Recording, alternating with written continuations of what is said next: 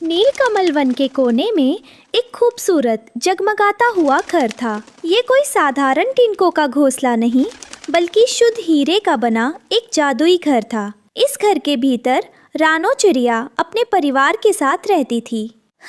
कुकू, गुड़िया, चलो जल्दी से ये ताजे फल खा लो। देखो, भगवान ने हमें रहने के लिए कितना सुंदर घर दिया है। हमें हमेशा सबका भला करना चाहिए। माँ, मुझे याद है आपने बताया था कि ये घर आपको कैसे मिला। एक बार फिर सुनाओ ना।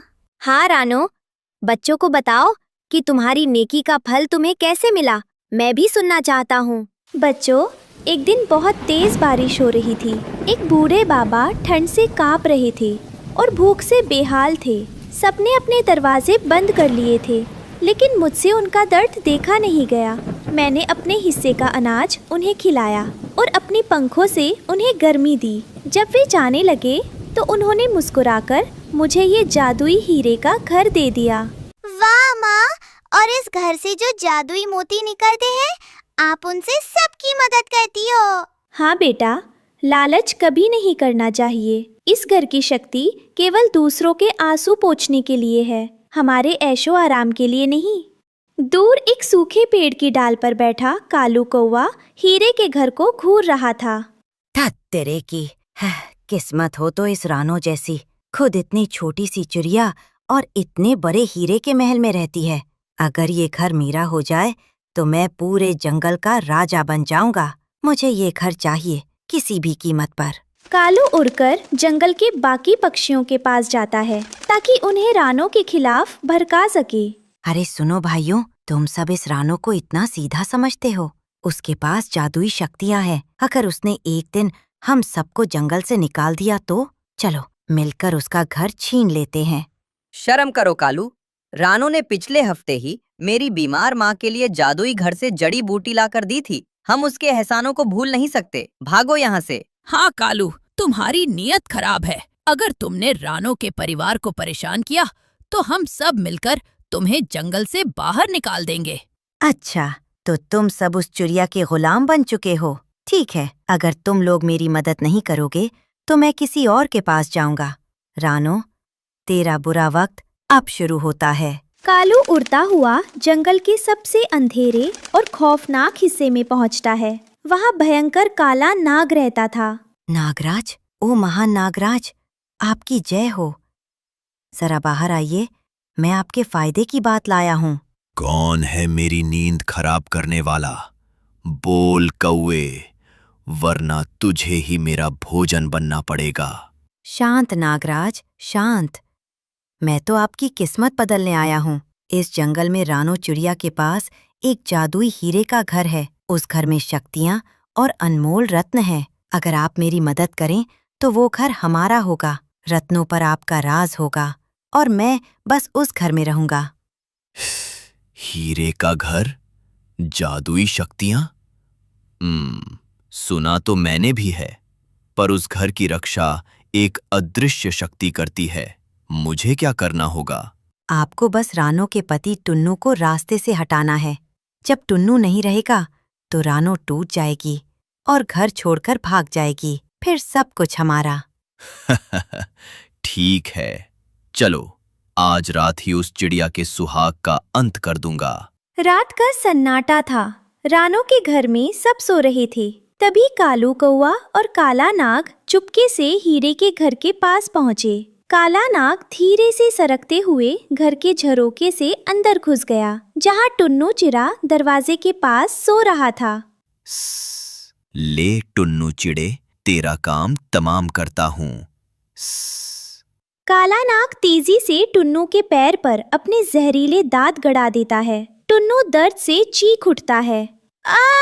रानो, बचाओ, मुझे किसी ने काट लिया।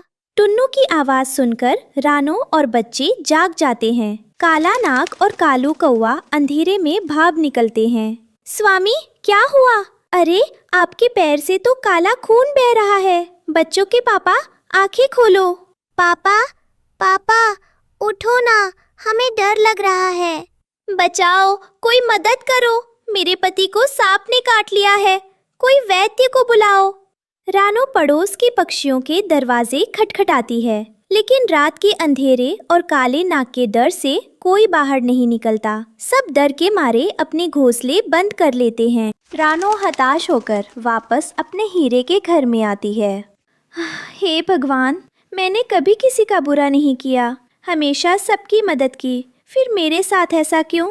इस जादुई घर के होने का क्या फायदा? अगर ये मेरे सुहाग को ही नहीं बचा सकता। ओ जादुई घर, अगर तुम्हारी शक्तियाँ सच हैं तो मेरे पति के प्राण बचा लो। मुझे कुछ नहीं चाहिए, मेरे स्वामी को ठीक कर दो। तभी पूरे हीरे के घर में एक दिव्य नीली रोशनी चमक उठती है। रो मत रानो, तुम्हारी निश्चल भक्ति और दयालुता ने हमेशा इस घर की शक्ति को बढ़ाया है। दुष्टों ने छल किया है, लेकिन धर्म की हार नहीं होगी। ये लो जादुई अमृत की बूंदें, इसे तुरंत अपने पति के मुख में डालो। हवा में हीरे की एक छोटी सी कटोरी प्रकट होती है, जिसमें चमकता हुआ पानी था। रानो तुरंत उसे लेती है। स्वामी, इसे पी लीजिए, भगवान के लिए आंखें खोलिए। जैसे ही जादुई अमृत टुन्नू के गले से नीचे उतरता है, चमत्कार होता है और वह एक गहरी सांस लेकर आंखें खोल देता है। रानो, मैं कहाँ हूँ? मुझे ऐसा लगा जैसे मैं बहुत गहरी और ठंडी नींद में जा रहा था। पापा, आप ठीक हो गए, माँ ने आपको बचा लिया। धन्यवाद मेरे जादुई घर, तुमने आज मेरा संसार उजड़ने से बचा लिया। सचेत रहो रानो, शत्रु फिर वार करने आ रहे हैं। इस बार उन्हें उनके पापों का दंड यही मिलेगा।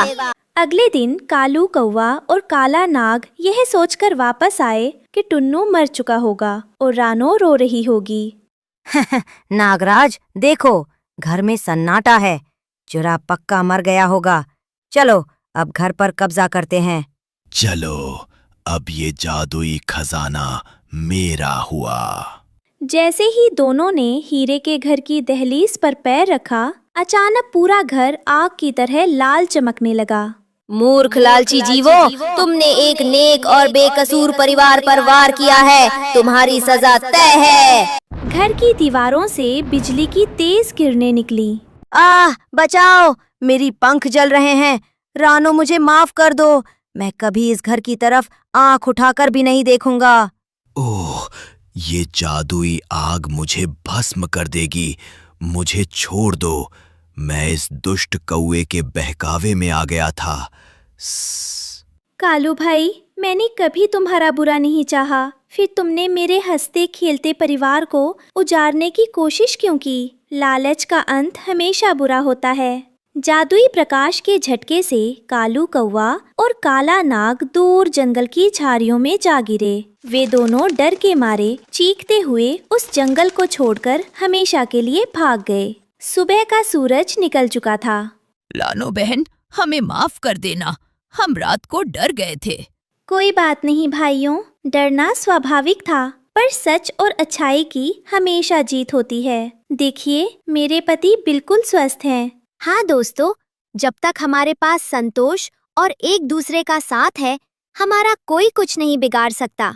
कुकू और गुड़िया हवा में खुशी से उड़ने लगते हैं। हीरे का घर सुबह की धूप में और भी ज्यादा दिव्य और शांत रूप से चमक रहा था। रानो चिड़िया अपने परिवार के साथ बिना किसी डर के दूसरों की मदद करते हुए वहाँ खुशी खुशी रहने लगी। इस कहानी से हमें सीख मिलती है कि लालच का परिणाम हमेशा विनाशकारी होता है, जबकि निस्वार्थ भाव से की गई सेवा और नेकी इंसान को हर संकट से बचा लेती है।